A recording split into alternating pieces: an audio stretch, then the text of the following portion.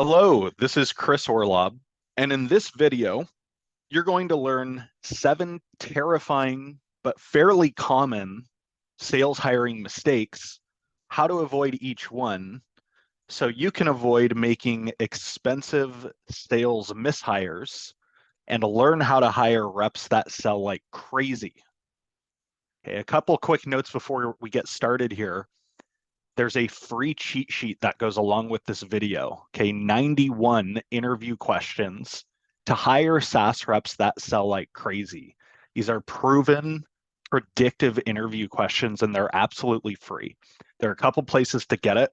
One, you can head over to quotasignal.com and you can see where it is in the navigation bar up in the left with all those arrows pointing there. Just fill out your email and I'll send it to you.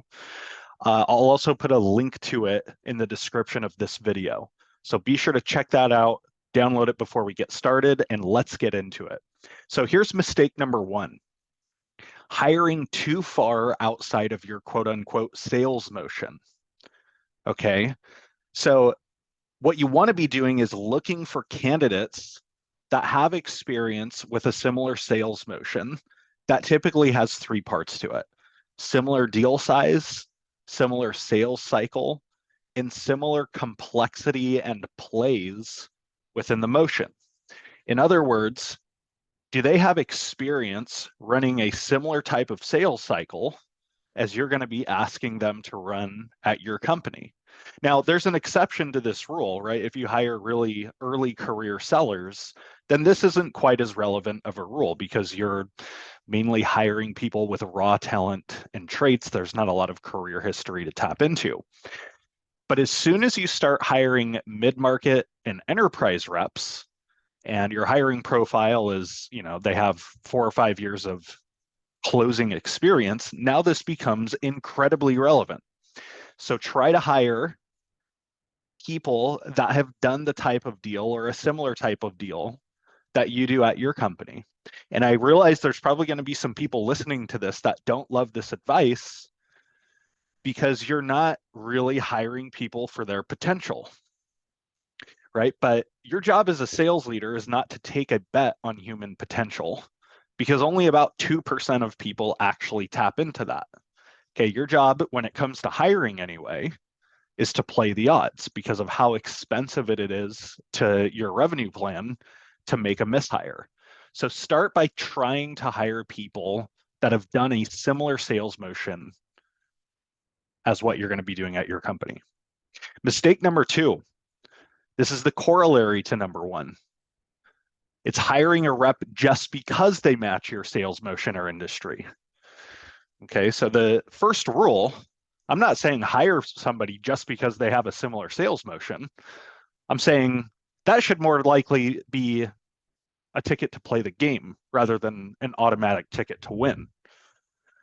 Okay, so if you're selling data as a service to large enterprises and you're interviewing somebody who has experience selling data as a service to large enterprises, that's a pro for that candidate, right? That's a good thing. But that doesn't mean you should automatically hire them just because they have that experience. In fact, I've seen this play out a lot. A lot of sales leaders and hiring managers get the halo effect when they're talking to a candidate that has similar industry experience or a sales motion. And the halo effect is basically when one trait of a person is used to make an overall judgment of that person or thing, right? You're zeroing in on a single attribute. And instead of seeing the forest, you just see the individual trees. You don't get the full picture of each candidate. So here's an example, right? You might zero in on the fact that somebody has top quartile quota attainment in the last few years, and that's the only thing you're considering when it comes to the decision. You can't see past it. But when you zoom out and look at the candidate as a whole, they might be riddled with red flags, okay? And the same thing can happen when you're just automatically wanting to hire somebody because they have industry experience or experience during doing your same sales motion or a similar sales motion. And so look for those people, but don't get the halo effect. Consider more than just that. Okay, so that's why we have 3 elements of the ideal rep profile. It's not just experience, it's traits, it's experience, and it's skills. And you should be looking to define your ideal attributes for each of those and hire against all of them so that you don't get the halo effect. Okay, mistake number 3, taking a candidate's past achievements at face value and not really digging in to understand them and how they achieved it. So I'll tell you a quick story. I have a friend who's a VP of sales at a tech company that you'd probably recognize if you work in SaaS. And he called me the other day as a reference, back channeling a candidate he was about to hire. And he said, hey, we're about to move forward with her. Any red flags I should know about? You know, it sounds like they were really close to ready to pull the trigger. I said, yeah, she was one of the worst hires I've ever made. And obviously he was surprised to hear this. So he says, you're kidding. But she hit 170% of her number and auto-qualified for President's Club. I'll take that over almost any con. Like, what's the issue with her? Is she just tough to manage or something? Because I'll take I'll let her be tough to manage with those kind of numbers. They said, I would do the same thing. But here's the problem. She never did any of those things. She didn't hit 170% of her number. She didn't auto-qualify for President's Club. I'm kind of shocked that she told you that. We let her go because she didn't perform. She was on a PIP twice, right? She hit her first quarter, but she was on a ramp quota and she was managing existing accounts that didn't really manage or matter who was managing them. They were buying like crazy. So the takeaway here is you really need to dig into the details of past achievements, right? My friend probably didn't ask a lot of questions on those attainment numbers because it would be very hard to tell a coherent story if you know what questions to ask. He probably just saw those numbers on her resume and took them at face value.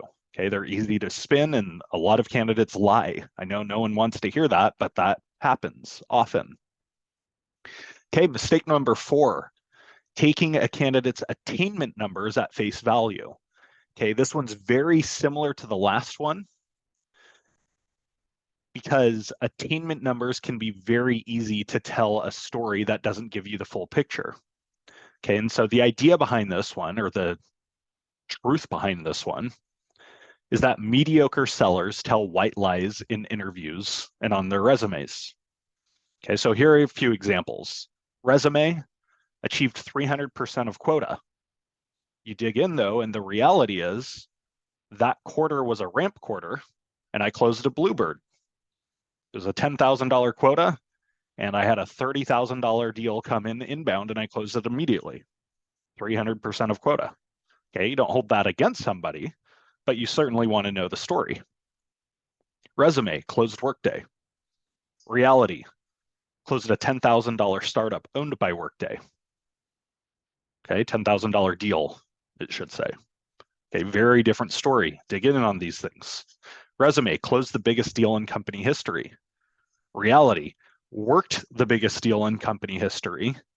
While upper management got attention on it, realized I was mismanaging the deal so badly that I was managed out while the deal was getting closed by somebody else. Okay, I've seen this happen several times. These aren't made up examples. Resume, consistently one of the top producers on my team. What do those words mean? Consistently top producer, etc. And again, I've seen this one play out a dozen times. I was number 1 on a team of 3 for 2 out of 4 quarters. Okay, so it was only a team of 3 and only 2 out of 4 quarters. That's how this person's defining consistency. Okay, resume, pacing for 150% this year. We're halfway through the year, pacing for 150%. Reality, haven't closed a dollar, but I'm forecasting 150% this year. This has happened to me twice. Okay, candidates tell me I'm pacing for 150% of my number, which to me tells me you've hit 150% of your first half of the year, if you're halfway through the year. But twice I've had this happen where they haven't closed a dollar yet in the year, but they have enough pipeline based on the company's historical close rates to hit 150%. Now, maybe they get there, but I want to know, that's a very different story than actually pacing. Okay, very different story. Okay, mistake number 5, random acts of interviewing. Okay, random acts of interviewing. What is random acts of interviewing? Well, it has 3 attributes. It's where you ask different questions to different candidates in a different order each time, and the questions themselves don't predict behavior or sales success. Okay, so those 3 attributes, unfortunately, that's the status quo in sales hiring. Different questions to different candidates in a different order, and the questions themselves are ineffective. Okay, that's why we have the cheat sheet that I offered at the beginning of this video. Okay, when you do things out of order and ask questions, different questions to different candidates, you don't see any patterns. You cannot pattern match. You can't compare candidates. You erase that ability. Okay, so predictive questions asked to all candidates in the same order cut through the clutter. Candidates throw a lot of information at you through interviews, through back channels, through their resumes, and it's hard to cut through that clutter. Predictive interviewing is how you make sense of it all. It's like the search engine for finding what you need to know about a candidate. So there are 3 elements of predictive interview questions. Okay, it's questions that get the candidate to talk about recent behavior, examples, or evidence, right? Not what would you do, but what you have done. I'm going from the bottom up here. And it's the same questions to all candidates asked in the same order, behavioral, consistent, and structured. Okay, you do that, now you can start to predict sales success. Okay, mistake number 6. This is similar to the last one, asking what would you do rather than what have you done? Okay, that's what a behavioral question is. We ask about recent examples, recent behavior, recent evidence of somebody performing a competency, skill, or behavior. Now, I know a lot of people don't like this idea. And in life in general, I don't either. I don't live my life like this. But when it comes to sales hiring, I do. And the principle that a lot of people don't like is that the best predictor of future behavior is past behavior. Okay, that's true in 98% of cases. This is coming from a guy who believes in unlimited human potential and the power of the human spirit. But when it comes to hiring, I don't hire for that, right? Even the most lowly prison inmate can turn their life around and live a life of character and achievement and achieve great things. And I believe in people. But your job as a hiring manager is to play the odds. It's not to take that chance, that 2% chance that somebody's actually going to tap into their potential and use it. You want to interview or hire people that are already tapping into their potential, right? They're already behaving in the way that you need, not a story that they haven't done it their entire life and suddenly when you hire them, things are going to change. Okay, so this is why we ask questions about, tell me about a time when you did X. Walk me through a time where you did Y. We ask about behavior that they've already done, examples, and evidence, rather than what would you do? Hypothetical questions, behavioral questions versus hypothetical questions. And then finally, mistake number 7, forming conclusions too early. So this is a slam dunk guaranteed way to make a hiring mistake, is to form a conclusion about somebody in the middle of your interview, especially early in your interview, right? If somebody doesn't do an amazing job forming a great impression with you, and you already conclude that you don't want to hire them, well, you're going to miss all of the green flags, right? They could be an amazing candidate, but if you've already mentally written them off, you're going to filter all of that information. And the opposite is also true. if somebody has a magnetic personality and they have an amazing first impression with you, you get the halo effect. You stop, you already decided you're going to hire them. Why even do the rest of the 60-minute interview or 30-minute interview? Because you're just going to interpret everything to conform to the judgment that you've already made. Right? You're going to miss all the red flags. I've done this several times, and I have very smart colleagues that hold me accountable and review my interviews to make sure I'm not making those mistakes. So I hope this video is helpful in helping you avoid these 7 very common sales hiring mistakes. And I hope you came away with some tips, tactics, strategies, and insights to hire reps that sell like crazy. So a couple things, and then we'll close out. First, hit like and subscribe to this channel for more sales hiring, sales leadership, and SaaS sales tips and strategies. And then number 2, make sure you go snag that free cheat sheet of 91 proven behavioral predictive sales interview questions. Okay, they're absolutely free. The best place to get them is go over to quotasignal.com and tap that navigation bar, and I'll send it to you via email. I'll put a link in the description of this video as well. And thanks for watching.